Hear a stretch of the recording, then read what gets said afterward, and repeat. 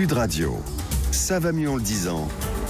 Jean Dorido. Bonjour Jean. Bonjour Jean-Marie, bonjour à tous. Docteur en psychologie, fondateur d'hypnoseparis.com. Jean, vous nous offrez un petit flashback sur Sud Radio ce matin. On vient au début des années 2000, quand la télévision française a été changée à tout jamais. 11 célibataires coupés du monde, filmés dans un loft de 225 mètres carrés, 24 heures sur 24, par 26 caméras et 50 micros. Dans 10 semaines, ils ne seront plus que deux. Qui sera le couple idéal? C'est vous qui décidez. Je connais la fin, c'était Loana et c'était Christophe qui avait gagné, pas Jean-Édouard, son comparse de la piscine. Quoi qu'il en soit, Loft Story, l'arrivée de la télé-réalité sur M6 avait bouleversé la télé à tout jamais en France et on revit cette époque avec une série publiée sur Amazon Prime en ce moment même, ce qui nous permet de nous poser cette question avec vous, mon cher Jean. Pourquoi la télé-réalité a à ce point marqué ?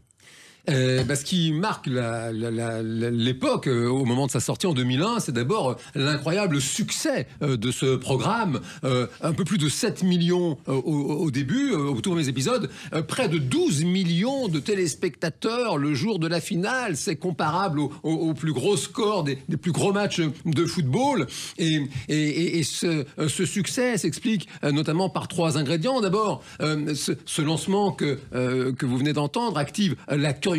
Tout le monde a envie de voir à quoi ressemblent justement ces jeunes enfermés dans un loft H24. Et puis le deuxième ingrédient, c'est aussi l'interactivité. C'est le teaser le dit, c'est vous qui décidez. Le téléspectateur de l'époque n'est plus passif devant sa télé, il devient lui-même le co-créateur en quelque sorte du spectacle qu'il est en train de regarder. C'est vertigineux. Et puis le troisième ingrédient du succès, c'est ce truc vieux comme le monde, d'aller chercher, réveiller le voyeur, la voyeuse qui sommeille en chacune et en chacun des téléspectateurs. Plus besoin de regarder par le trou de la serrure. Désormais, vous avez 24 heures sur 24 en temps réel ce qui se passe chez votre voisin et votre voisine, parce que finalement, ça aussi, c'est une grande explication du succès du Loft, c'est que vous voyez des personnes banales, des personnes qui sont comme tout le monde. Ce ne sont pas des vedettes. Et donc on s'identifie. Mais justement, Jean, comment on explique que les personnes comme tout le monde suscitent autant d'intérêt ? Alors, pour bien comprendre ce phénomène, Jean-Marie, il faut se replacer à l'époque de la sortie du Loft en 2001. YouTube, à ce moment-là, n'existe pas. La TNT n'existe pas non plus. Et vous avez, à ce moment-là, une puissance inouïe du fameux vu à la télé. Les jeunes du Loft, eh bien, ils n'ont pas besoin de talent particulier, ils n'ont pas de savoir-faire particulier, ils ne sont pas des vedettes de cinéma, ils ne sont pas des champions d'un sport quelconque, mais ils sont dans le poste. Et cela, ça les rend mécaniquement particulier aux yeux du public, au point même de faire d'une Loana une véritable superstar à sa sortie de l'émission. Et ce qui lui fera d'ailleurs beaucoup de mal après. Alors justement, Jean, parlons-en, l'impact de l'émission sur les participants. Loana, manifestement, n'a pas bien vécu les suites de ce succès impromptu. Est-ce que ça arrive encore chez les influenceurs, par exemple, ou est-ce que les jeunes sont préparés aujourd'hui à devenir célèbres ?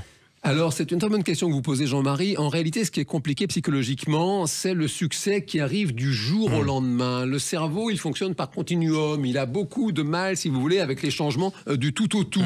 Et ce qui était vraiment très particulier chez les participants de l'époque, c'est que précisément, ils étaient naïfs. Ils ne s'attendaient pas à un tel succès, un tel engouement à leur sortie. Ils n'étaient pas préparés. Aujourd'hui, vous avez raison d'invoquer les influenceurs.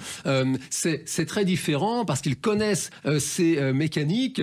Toutefois, ça reste toujours vrai, les succès qui arrivent subitement, et ça peut encore arriver, des vidéos qui deviennent virales comme ça, du jour au lendemain, c'est très difficile psychologiquement à gérer. Alors la télé-réalité, Jean, aujourd'hui rameute moins les foules, même si elle existe toujours, les anges de la télé-réalité par exemple, on peut en parler, les Marseillais à Ibiza ou partout ailleurs. Est-ce que ça veut dire que le voyeurisme fait moins recette ?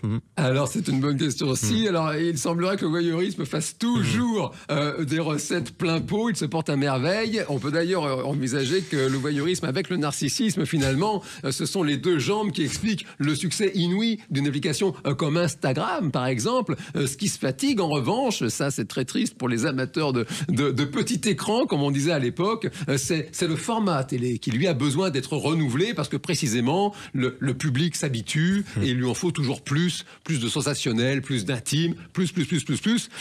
Toutefois, vraiment, on peut mesurer à quel point le Loft, il a ouvert une porte incroyable dans le paysage audiovisuel français et il aura confirmé précisément cette prophétie, peut-être apocryphe, hein, on n'en sait rien, paraît-il, d'Andy Warhol, qui aurait déclaré un jour, vers la fin des années 60, à l'avenir, tout le monde aura droit à son quart d'heure de célébrité. Et c'est ce qui fait penser d'ailleurs que Loft Story et la télé-réalité étaient des précurseurs des réseaux sociaux. On met en scène les éléments de sa vie quotidienne la plus banale par moment. Photo de ses pieds exactement. Cette série, vous pouvez la voir sur Amazon Prime en ce moment, ça s'appelle Culte.